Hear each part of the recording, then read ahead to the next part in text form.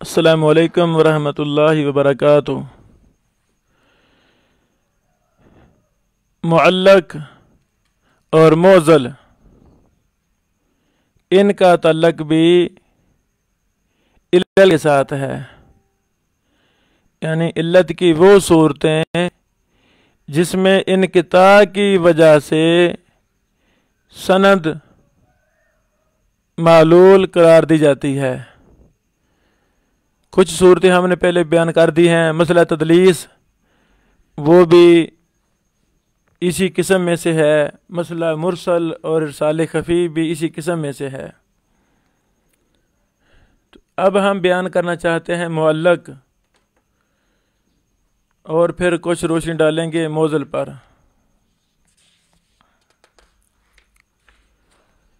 معلق کی تعریف، لفظ معلق یہ اللہ کا یعلق تعلیقاً سے ہے، باب تفعیل کا اسم مفعول ہے، جس کا معنی ہے کسی شے کو جوڑ دینا یا ملا دینا جس سے وہ لٹک جائے۔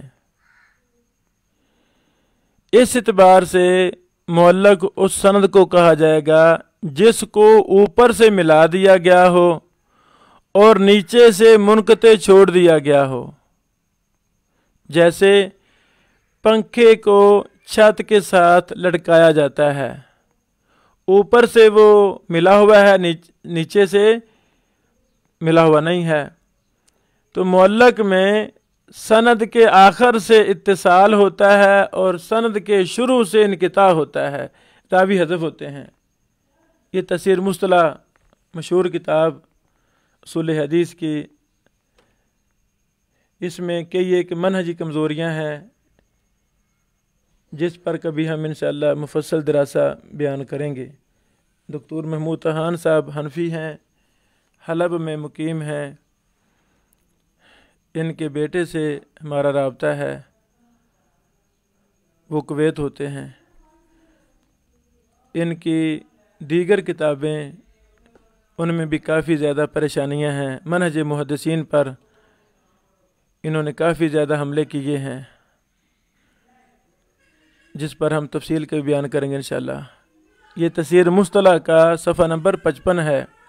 ویسے ترتیب کے لحاظ سے یہ کتاب بہت عمدہ ہے، ہمارے مدارس میں یہی وجہ ہے کہ یہ نصاب میں داخل ہے، ترتیب بھی لحاظ سے بہت پیاری کتاب ہے اور آسان انداز میں ہر چیز کو الگ الگ کر کے بیان کیا گیا ہے۔ منہجی اعتبار سے یہ دکتور محمود طحان صاحب، ان میں کافی پریشانیاں ہیں، بے جا غلط تعبیریں کرتے ہیں، محدثین کی تشریح غلط کر جاتے ہیں، اور محدثین پر بہت بڑے بڑے حملے بھی کیے ہیں اپنی دیگر کتابوں میں۔ بہرحال معلق کی اصطلاحی تعریف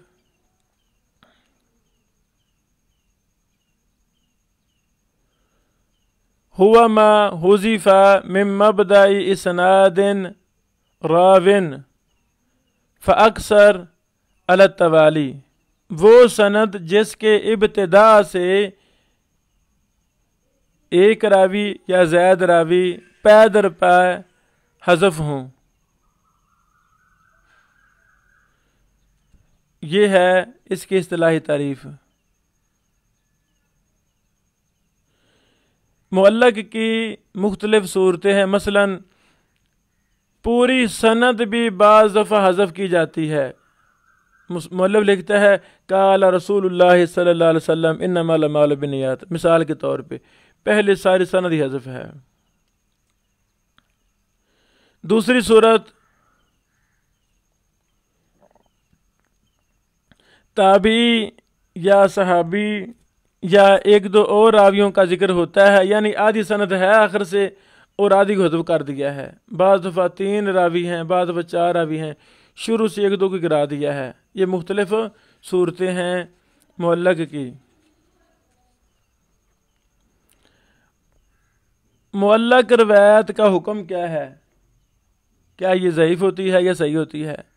تو یہ بھی انقطاع کی قسموں میں سے ایک قسم ہے معلق بھی. تو اور سب کو پتہ ہے کہ منقطع روایت ضعیف ہوتی ہے. ہاں منقطع کا اتصال ثابت ہو جائے، کسی دوسری سند سے تابع شاہد مل جائے اور وہ جو کمی ہے یہاں راوی گرا ہے وہ کہیں مل جائے، یعنی اتصال ہو جائے تو پھر وہ ٹھیک ہوتی ہے. یہی حکم ہے معلق کا. ہر معلق ضعیف نہیں ہوتی، ہر منقطع ضعیف نہیں ہوتی، ہر تدلیس والی روایت ضعیف نہیں ہوتی، یعنی ہر مدلس کی روایت ضعیف نہیں ہوتی. تو آگے قواعد ہیں، ضوابط ہیں. جیسے ہم نے مدلس میں تدلیس میں کہا تھا کہ کثیر و تدلیس راوی ہو ان سے بیان کر تو روایت ضعیف ہے، لیکن اگر وہ سماع کی صراحت کاری تو صحیح ہے. تو اسی طرح معلق روایت کی اگر ہمیں سند مل جائے، صحیح سند مل جائے تو وہ روایت صحیح ہوتی ہے. معلق میں اتصال شرط وہ نہیں ہوتی، تو اس لیے اس کا حکم بھی منقطع والا ہے.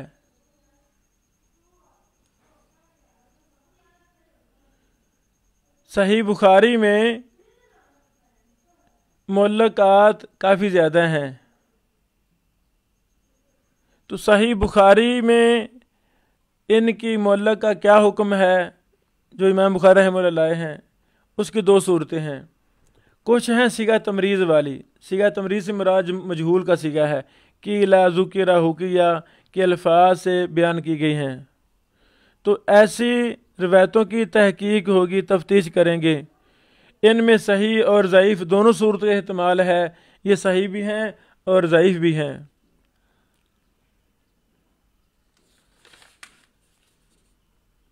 جب ہم ان کی تحقیق کریں گے، اگر ہمیں ان کی تحقیق مل گئی ہے اور وہ محدثین کے منہج کے مطابق صحیح ہے تو روایت صحیح ہے. اگر ہمیں سند نہیں ملی تو وہ ضعیف ہے، سند کے نہ ہونے کی وجہ سے، سقط کی وجہ سے، راوی حذف ہیں شروع میں. تو یعنی تحقیق کے بعد حکم لگایا جائے گا. اگر صحیح بخاری کے اندر کوئی معلق روایت صیغہ جزم کے ساتھ، صیغہ جزم سے مراد ہے معروف کا صیغہ، معلوم کا صیغہ، جیسے قال، حدث، حکا، ذکر وغیرہ، تو معلق علیہ مذکور راوی تک اس کی سند درست سمجھی جائے گی. یعنی جس راوی کا ذکر کر دیا گیا ہے وہاں تک وہ سند صحیح سمجھی جائے گی. معلق علیہ مذکور راوی تک، یعنی جس کا ذکر کر دیا گیا ہے، مثلا تابعی ہے تو تابعی تک وہ سند صحیح ہوگی. یہی ائمہ محدثین کا موقف ہے. صحیح بخاری میں معلقات پر سب سے مفصل کام حافظ ابن حجر اسقلانی رحمہ اللہ نے کیا ہے. تغلیق و تعلیق اپنی مستقل کتاب لکھی ہے. اللہ اکبر. یعنی حافظ ابن حجر اسقلانی رحمہ اللہ کی صحیح بخاری پر کئی کتابیں ہیں، کئی کتابیں ہیں. ایک فتح الباری ہے، ایک اور بھی شرح تھی ابن حجر اسقلانی رحمہ اللہ کی صحیح بخاری کی، وہ مختصر تھی. سبحان اللہ. اسی طرح معلق روایتوں پر الگ کتاب ہے، یہ تغلیق و تعلیق کے نام سے. تو یہ وہ کتاب ہے جس میں ابن حجر رحمہ اللہ نے معلق روایتوں کی سندوں کو تلاش کیا ہے. کچھ ایسی سندیں، کچھ ایسی معلقات ہیں جو ابن حجر صاحب کو بھی نہیں ملی، باقی جو مل گئی ہیں ان کو تفصیل کے ساتھ لکھ دیا ہے. شیخ البانی رحمہ اللہ نے جو صحیح بخاری کے اختصار کیا، مختصر صحیح بخاری کے نام سے 4 جلدوں میں چھپا ہے. شیخ رحمہ اللہ نے بھی معلق روایتوں پر مختصر تحقیق تخریج کر کے حکم لگا دیا ہے یہ صحیح ہے یا ضعیف ہے. اس طرح اور بھی جزوی کام اس پر ہوئے ہیں معلقات پر. تو یہ خلاصہ ہے جو ہم نے بیان کیا ہے. علت میں یعنی سند کی وجہ سے جو روایتیں معلول ہوتی ہیں انقطاع کی وجہ سے، اس میں ایک قسم ہے معضل.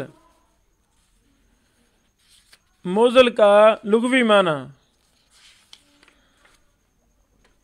یہ بھی آزلا یعزل ایزالن سے ہے، باب فعال سے۔ اس کا مطلب ہوتا ہے اعیاہ، یعنی تھکا دینا، گرا دینا۔ یہ لفظ موزل اس میں مفعول ہے،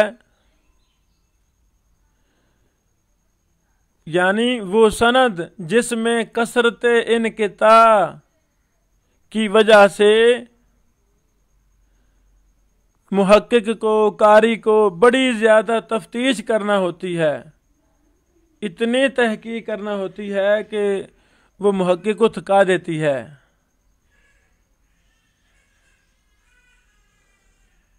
یعنی اس کا یہ مطلب ہے آزالہ کا۔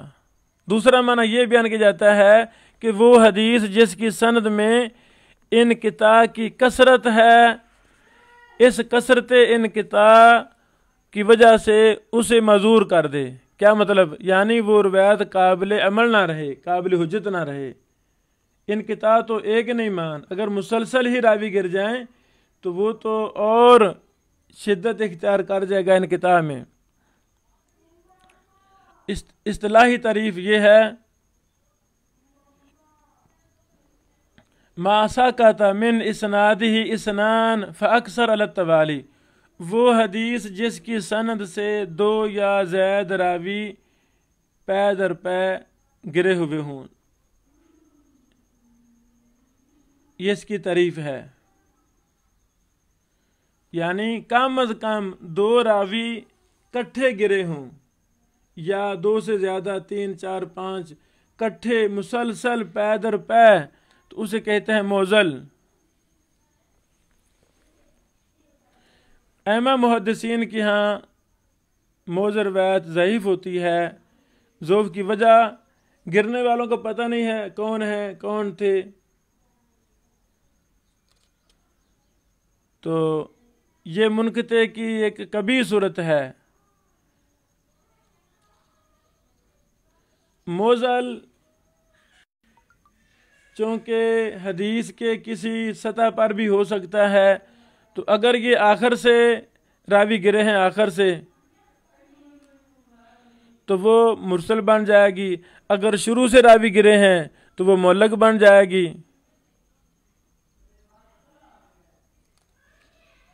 تو اگر درمیان سے راوی گرے ہیں تو وہ موزل ہی رہے گی، معلق نہ بنے گی، نہ مرسل بنے گی۔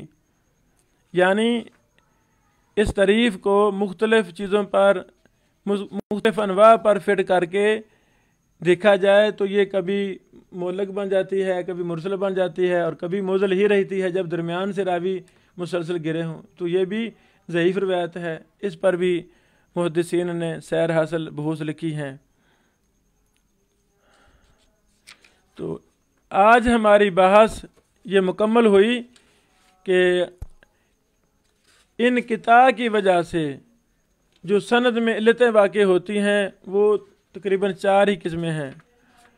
ایک قسم تدلیس ہے، دوسری قسم مرسل ہے، پھر اسی کی تحت ارسال خفی بھی ہے، تیسری قسم معلق ہے، اور چوتھی قسم معضل ہے۔ یہ چاروں قسمیں ان کا تعلق سند کی علت کے ساتھ ہے، انقطاع کے سبب۔ تو اسی پر ہم اکتفا کرتے ہیں۔ بارک اللہ فیکم۔ السلام علیکم ورحمۃ اللہ وبرکاتہ۔